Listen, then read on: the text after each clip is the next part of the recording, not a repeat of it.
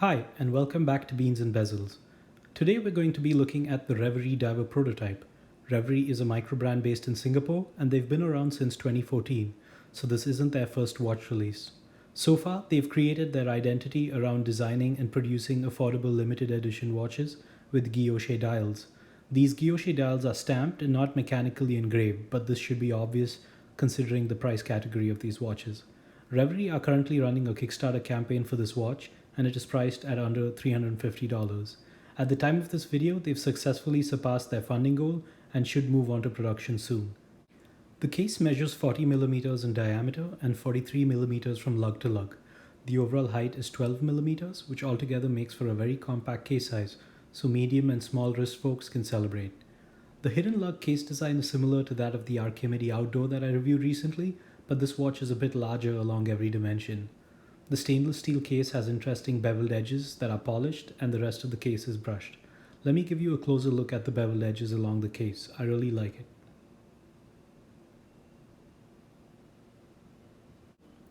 The bezel appears to be a single piece of stainless steel with a Lume triangle at 12 o'clock.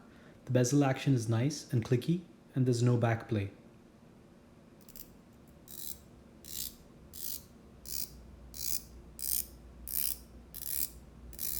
There's a bit of slack until it snaps into the right groove, but once it's in there, it's wiggle free. This particular prototype has a slightly misaligned bezel. It's not too bad, and the offset is roughly 0.5 millimeter. The crown is slightly recessed into the case, which I like.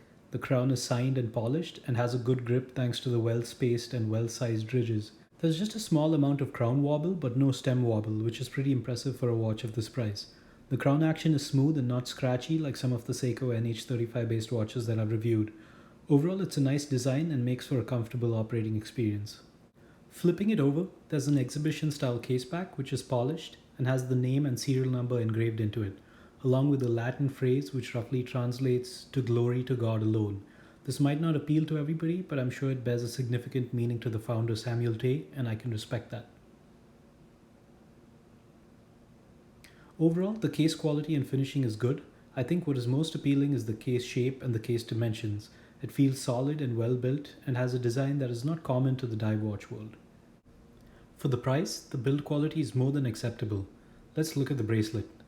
The bracelet and clasp are an easily discernible copy of the Rolex Oyster bracelets. The good thing is that it isn't a bad copy, so the links are good and they articulate well. The links have screwed pins, which is refreshing to see in a watch of this price. I was worried about the clasp being a poor copy of the Rolex, but it is surprisingly good and even has a functioning glide lock mechanism, like on the original. I was able to dial in a perfect fit extremely quickly, and this bracelet has been very comfortable to wear. It's obviously not as good as a Rolex Oyster bracelet, but it's better than the majority of substandard bracelets and clasps that you see on microbrand watches of this price. So overall, if you can look past the similarity to the Rolex, it actually is a good bracelet.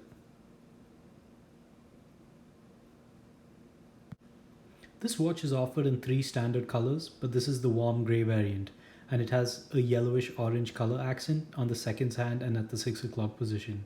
I'll be completely honest, I had seen a bunch of photographs of these watches and I wasn't too impressed, but that immediately changed when I saw it in person.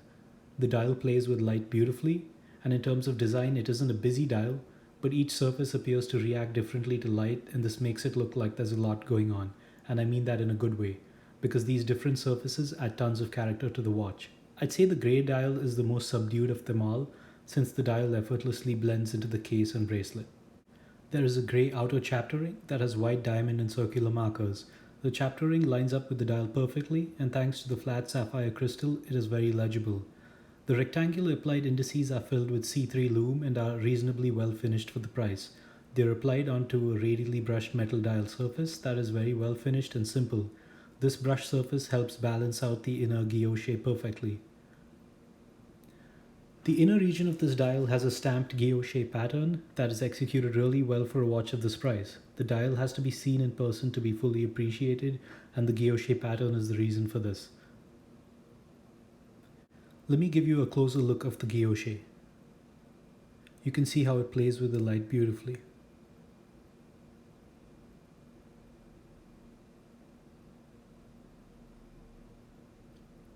Moving on to the hands. The hands continue the diamond motif seen on the chapter ring, with elongated diamond-shaped hour and minute hands that are filled with BGW9 Lume.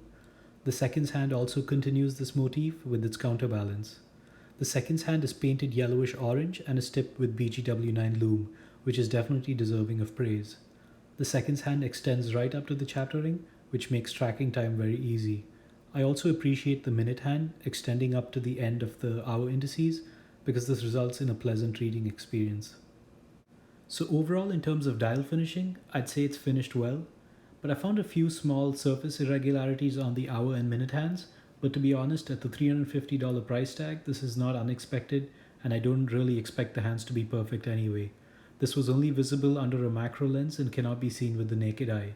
There is a bit of spilled over lume on the minute hand that is visible, but considering this is a prototype, I'll forgive them. The lume on this watch is excellent. The hour indices and bezel triangle are lumed with C3, while the hands are lumed with BGW9. I like the use of two types of lume as the contrast makes nighttime readability much easier. The lume is strong and generously applied on the hands. I don't have any problems with the lume on this watch, and I'll say that even Seiko lume addicts will be sufficiently impressed with this. I've noticed that most watches cheap out on the bezel triangle or bezel pip lume, but this watch really nailed it. This watch has a miyota 9039 movement, which is slim and allows the watch to achieve its 12mm height. I don't mind this movement at all, but there is some rotor and self-winding noise. I know this bothers some people, but really it isn't that bad. The movement is on full display thanks to the exhibition caseback. Unfortunately, it isn't a well-decorated or beautiful-looking movement, but Reverie has tried to make it interesting with a custom rotor. I logged the accuracy of this watch over a 24-hour period and observed an accuracy of approximately 14 seconds per day. So not bad at all. The 40 by 43 by 12mm dimensions work perfectly on my 6¼ inch wrist. I think many small and medium-sized wrists will celebrate this watch as it can sit comfortably on a much wider spectrum of wrist sizes. The watch sits low and compact thanks to the height and lug-to-lug width. Overall, a very good wrist experience, but maybe just a bit too small for wrists that are 7 inches and above. To wrap things up, the Reverie Diver is an interesting option in the sub $400 dive watch category. It has some strong competition from watches like the Traska Freediver, but then this category is also filled with tons of really bad watches that either lack any design imagination or are just poorly made. The Reverie Diver is able to deliver a great value proposition on both these fronts with the atypical case and dial design along with good build quality. At $325, you're unlikely to regret this purchase, and it's definitely not one to fall into the ocean of derivative dive watches. Thanks for watching, and check out the full review in the link below.